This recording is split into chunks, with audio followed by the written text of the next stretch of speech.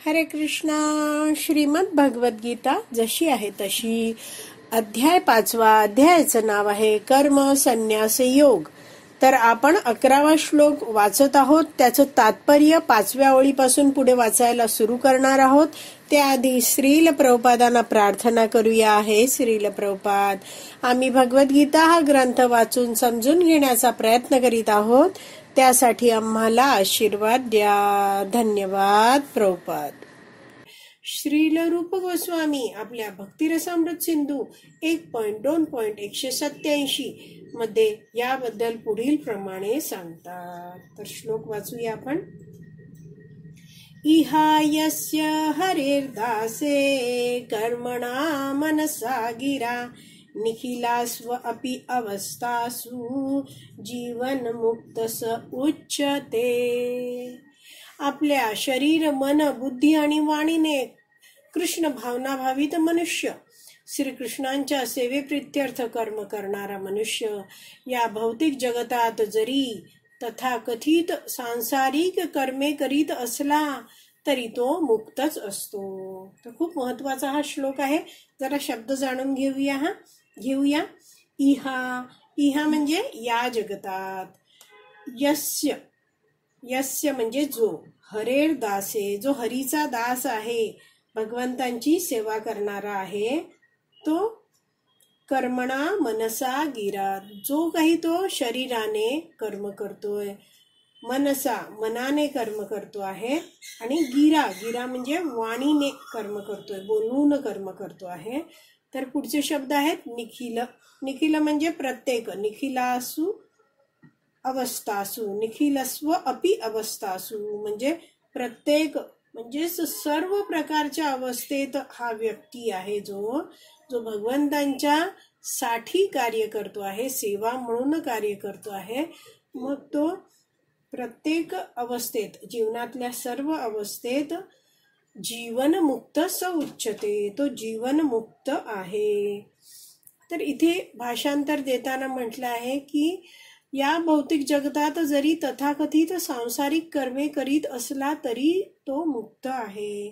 तर भौतिक जगतात जगतो आहे हा भक्त जरी आहे तरी काय आहे, प्रत्येकाचं कुटुंब असतं, प्रत्येकावर जबाबदाऱ्या असतात, काही कर्तव्य असतं, तर ते पालन करायलाच लागतं.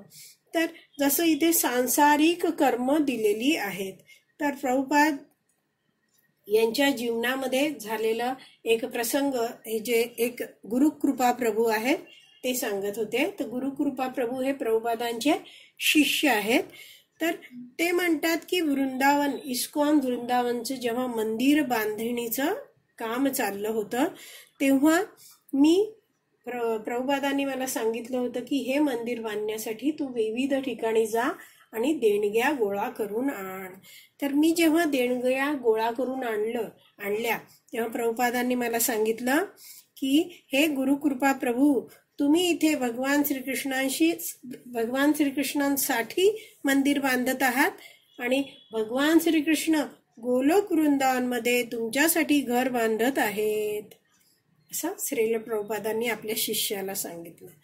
तर असा हा भक्त आहे, तो काय प्रत्येक गोष्ट भगवंतांचीच आहे हे जाणून भगवंतांच्या प्रसन्नतेसाठी कार्य करतोय, भगवंतांच्या सेवेत उपयोग करतो आहे. आणि प्रत्येक कार्य करताना प्रभुपाद सांगायचे की आपला भाव आहे तो महत्वाचा आहे.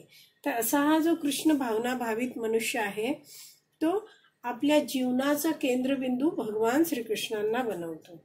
आणि म्हणून जरी तो या भौतिक जगतात राहतो आहे, भौतिक शरीरात राहतो आहे, तरी तो काय आहे, जीवन मुक्त स उच्यते.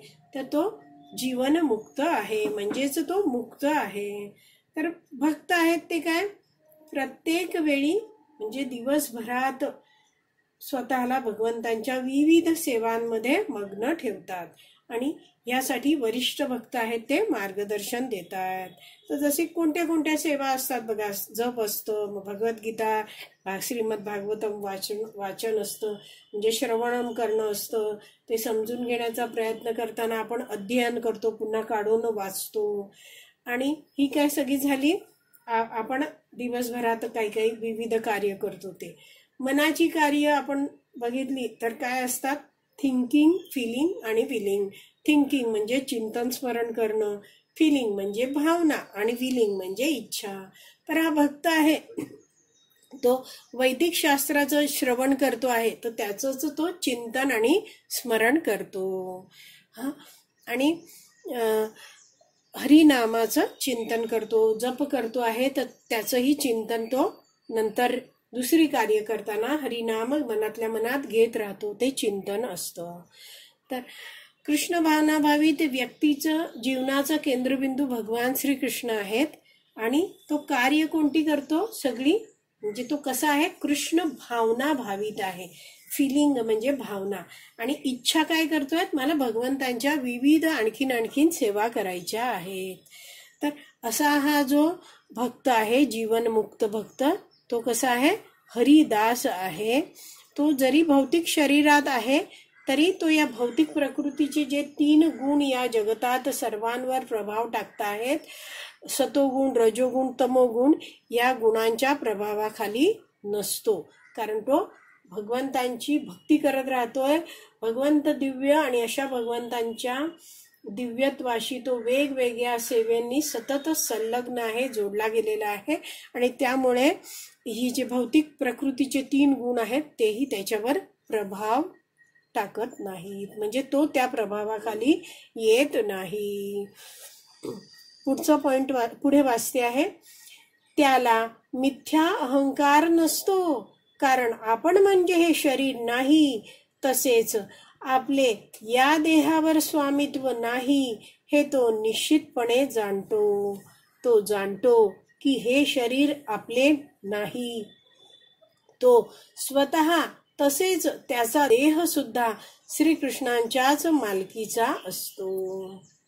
तर थोडे थोडे शब्द आहेत वेगवेगळे, ते वाचूयात आणि जाणून घेऊयात. काय आहे? त्याला मिथ्या अहंकार नाहीये. का बरं नाहीये? कारण तो जाणतोय की मी हे शरीर नाहीये आणि या देहावर माझं स्वामित्व नाहीये.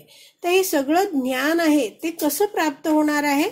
आपण जेव्हा रोज नियमितपणे भगवंतांविषयी या वैदिक शास्त्राचं श्रवण करू भक्तांकडून, तेव्हा. आणि आपण अध्ययन पण केलंच पाहिजे, अभ्यास पण केलाच पाहिजे. तर असा जेव्हा व्यक्ती नेहमी नियमितपणे वैदिक शास्त्राचं श्रवण करतो, तेव्हा त्याचं ध्येय आहे ते कायम राहतं. त्याचं ध्येय काय आहे? मला भगवान श्रीकृष्णांना संतुष्ट करायचं आहे. तो जाणतो भगवंत भावग्राही जनार्दन आहेत. तर इथे दिलाय की मिथ्या अहंकार म्हणजे मी म्हणजे हे शरीर आहे, तर या भावनेतनं तो मुक्त आहे. पुढचं इथे आपण वाचलं की देहावर स्वामित्व, म्हणजे देहावर स्वामित्व असणं म्हणजे काय? हे शरीर माझं आहे. तर प्रभुपाद प्रवचनात समजवतात की मी हे शरीर आहे आणि ह्या देहावर स्वामित्व माझं आहे, माझं शरीर आहे, आणि ह्याच्या संबंधित वस्तू माझ्या आहेत, त्याचा मी भोग घेणार आहे. हे अहम ममेती भाव, ह्याच्यामुळेच काय सगळ्या समस्या सुरू होतात. पण हा भक्त आहे तो जाणतोय की हा देह मला प्राप्त झालाय, तो भगवंतांच्या मालकीचा आहे. त्यामुळे भोगी वृत्ती तो ठेवत नाही. पुढे वाचते आहे. जेव्हा तो म्हणजे तो भक्त आहे, तो शरीर, मन, बुद्धी, वाचा, जीवन, संपत्ती इत्यादी गोष्टींद्वारे निर्मित आपल्याकडील सर्व वस्तू श्रीकृष्णांच्या सेवेत समर्पित करतो, तेव्हा तो तात्काळ श्रीकृष्णांशी संबंधित होतो. तर श्रीकृष्णांशी संबंधित होणे याविषयी थोडंसं जाणून घेऊया. बरेचदा लोक बोलतात, असं बोलताना म्हणून जातात, माझं काय आहे? सगळं भगवंतांचंच आहे. पण आपण जर त्यांना दान मागायला काही गेलो की जन्माष्टमी आहे किंवा मंदिर उभारणं आहे, तर त्यासाठी तुम्ही काही देऊ शकता का दान? तर तेव्हा काय त्यांना तसं देण्याची इच्छाच होत नाही. तर वैष्णवाचार्य आहेत ते समजवतात की जेव्हा गृहस्थाकडे धन वाढायला लागतं तेव्हा एक वाक्य आहे ते म्हटलं जातं, दोनो हात उलीचिये यही सयाना काम. म्हणजे काय आहे? हे उदाहरण देऊन समजावलं जातं की एक बोट आहे आणि बोटीने प्रवास सुरू आहे, आणि त्या बोटीला जर भोग पडलं आणि बाहेरचं पाणी, नदीचं पाणी आत यायला लागलं तर व्यक्तीने खुश होऊन ते पाणी आंघोळीसाठी किंवा इतर गोष्टीसाठी न वापरता दोन्ही हाताने ते आत येणारं पाणी आहे ते बाहेर टाकण्यातच शहाणपणा आहे. तर असं हे एक उदाहरण दिलं जातं. तर जर त्यांनी असं पाणी काढून टाकलं नाही तर काय होईल, ती बोट पाण्याने बुडून जाईल. तर असं उदाहरण देऊन वैष्णवाचार्य समजवतात की जेव्हा मनुष्याच्या जीवनामध्ये अधिक धन येऊ लागतं, अधिक धन म्हणजे काय, त्याला आवश्यक आहे जीवनासाठी त्याच्यापेक्षा खूप जास्त धन जेव्हा यायला लागतं तर त्या धनाबरोबरच इंद्रिय तृप्तीच्या इच्छा सुद्धा वाढायला लागतात. धन जास्त आलाय तर मनुष्याचा अहंकार पण वाढायला लागतो. आणि म्हणून वैष्णवाचार्य म्हणतात की आपण दान देणं आवश्यक आहे. कोणाला दान द्यायचं? योग्य कार्यासाठी दान द्यायचं. भगवंतांच्या सेवेत जर आपण आपल्या धनाचा, आपल्या लक्ष्मीचा, आपल्या पैशाचा, संपत्तीचा काही भाग लावला नाही तर काय होणार, आपण त्या संपत्तीचा, धनाचा उपभोगाच्या भावनेमध्ये अडकून पडू. तर आणखीन एक सुरेखरित्या एक प्रवचन ऐकलं, त्यात एक वैष्णवाचार्य सांगत होते, एक चूप हजार सुख. चूप म्हणजे चूप बस आपण म्हणतो ना, ते एक चूप हजार सुख. तर ह्याचा अर्थ समजवताना ते म्हटले की इथे म्हटलंय ना, जे इहायस्य हरेरदासे कर्मणा मनसा गिरा. गिरा म्हणजे वाणी. तर वाणी भगवंतांच्या सेवेतच लावायला पाहिजे हे समजवताना ते सांगत होते की आवश्यक असेल तेव्हाच बोला. प्रत्येक वेळी स्वतःचे विचार, मत मांडायलाच पाहिजेत असं नाही. कित्येकदा काही चर्चा चाललेल्या असतात आणि आपण प्रत्येक गोष्टीवर काहीतरी रिमार्क, कॉमेंट करत असतो, तर त्याची काही आवश्यकता नाहीये असं ते वैष्णवाचार्य समजवत होते. तर हे समजवताना ते सांगत होते की बरेचदा विचार न करता मनुष्य बोलत असतो आणि या बोलण्याने सुद्धा अनेकांप्रती अपराध केला जातो.